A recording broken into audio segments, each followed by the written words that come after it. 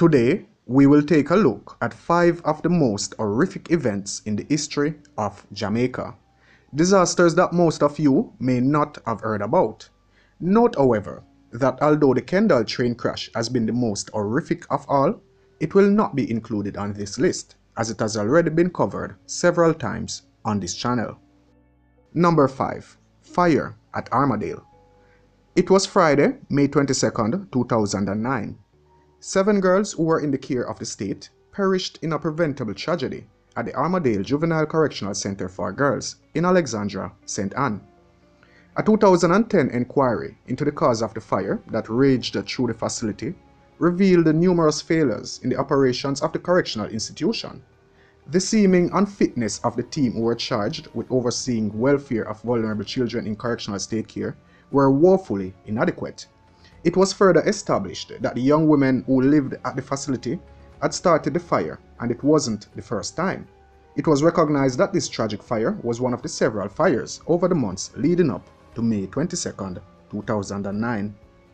As a punishment, 1 month prior to the incident, the girls had been moved into a small room measuring 12 feet by 12 feet. Reportedly, a police officer threw an explosive item into the room, which allegedly contributed to the cause of the fire. Apparently, while in the room, the key to the room door could not be found in order to free the girls in time. This failure, one of many, resulted in the death of 7 girls, while others suffered terrible injuries that could have been prevented. It was another tragic day in our country, and while some restitution was given to the survivors or their families, the fact remains that the government of Jamaica was blatantly negligent. It is therefore reasonable to conclude that whether directly or indirectly, the government had failed miserably in their duty of care towards these vulnerable young adults. Number 4. The Balaclava train crash. On Saturday, July 30, 1938, a passenger train was heading from Kingston to Montego Bay when the engine jumped the rails at Balaclava and embedded itself into the mountainside, followed by the coaches which were forced on from the rear. 32 people died and over 70 were injured. Several of those killed were buried in the graveyard of St. Luke's Anglican Church. A monument has been erected there in the memory of those that perished. If you are interested in knowing the names of those lost in that crash for ancestry purposes, a list will be at the end of the video. Number 3. The crash of Avianca Flight 671. Avianca Flight 671, a Lockheed Super Constellation, took off from New York Idlewild Airport for a flight to Bogota by way of Montego Bay and Barranquilla. En route to Montego Bay, the number 3 engine malfunctioned and the aircraft was diverted to Miami, arriving there at 4:57. A replacement propeller governor was fitted. However, during pre-flight checks, a defect in the number 2 engine was discovered. This was rectified and the flight finally departed Miami at 12 minutes after midnight. Upon approach near Montego Bay, clearance was given for a standard instrument approach. The airfield was sighted following the procedure turn at 2,000 feet. Following a heavy touchdown, the plane bounced and landed back on the runway and then skidded down the runway in flames. It finally came to rest 1,900 feet from the runway threshold and 200 feet to the left, killing 37 of the 46 passengers aboard. If you want to see the full details of this crash, the link will be in the descriptions below. Number 2. Poison flower. In January 1976, 79 people were poisoned in Jamaica by the organophosphorus insecticide Parathion. 17 of the 79 died. Although cases had occurred in 3 episodes at separate locations, all those poisoned had consumed wheat flour from a single batch, consisting of 5,264 cotton bags. Parathion in concentrations of less than 1 to 9,900 ppm, and ppm means parts per million, was identified in flour from 6 bags in this batch.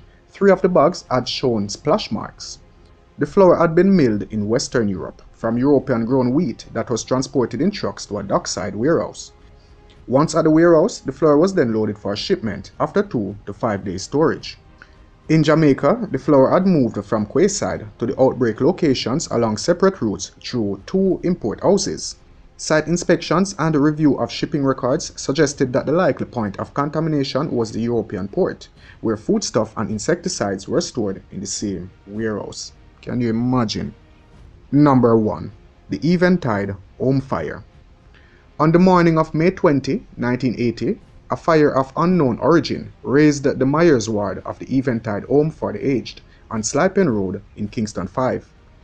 The Myers ward was an old wooden building constructed during the late 19th century Jamaica. Being an old and by now possibly fragile building, it quickly surrendered to the fire.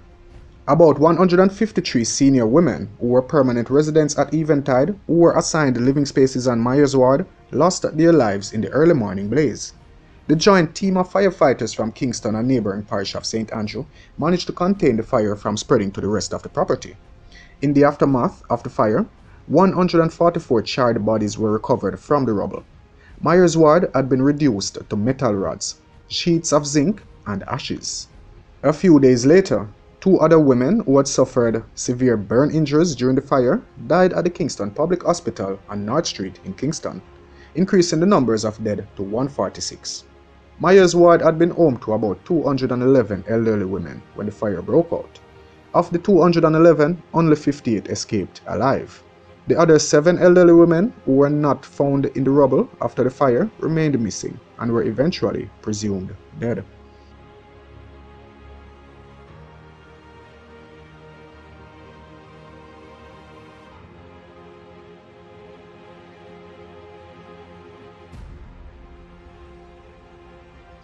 Were you aware of any of these tragedies? If so, which one? Also, you may enjoy this video on the right. Thank you for watching.